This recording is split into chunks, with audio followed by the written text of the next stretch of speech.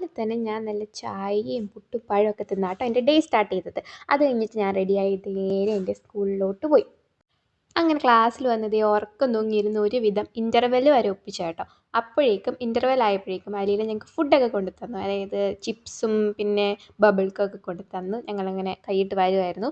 അപ്പോഴാണ് ആ സന്തോഷ വാർത്ത, ഞങ്ങൾക്ക് ഇന്ന് ഉച്ച വരെ ക്ലാസ് ഇല്ലായിരുന്നു. അങ്ങനെ ഞാൻ ഭയങ്കര ഹാപ്പി ആയിട്ട് പോയി ഫുഡൊക്കെ കഴിച്ച് അവിടെ ഇരുന്നു. അതുകൊണ്ട് ഉച്ചയ്ക്ക് ഷോപ്പിങ്ങിന് പോകാമെന്ന് വിചാരിച്ചു കേട്ടോ. ഇവിടെ ഇടയ്ക്കിടയ്ക്ക് കടയിൽ പോകണം, കാരണം ഇച്ചിരി ഇച്ചിരി സാധനമായിട്ട് നമുക്ക് മേടിക്കാൻ പറ്റുള്ളൂ.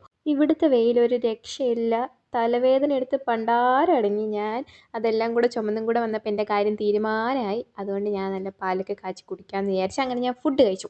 അപ്പോൾ ഇനിയാണ് ട്വിസ്റ്റ്. നമ്മളെ ഉച്ചയ്ക്ക് വിട്ട എന്തിനാണെന്ന് ചോദിച്ചാൽ എന്തെങ്കിലും വർക്ക് തന്നിട്ടായിരിക്കും വിടുന്നത്. അത്രയും സമയം നമുക്ക് അങ്ങനെ പോകട്ടോ. അപ്പോൾ ഇതിന് ഹോം സ്കൂളിംഗ് എന്നാട്ടോ പറയുന്നത്. അങ്ങനെ ഞാൻ വർക്ക് കംപ്ലീറ്റ് ചെയ്തു.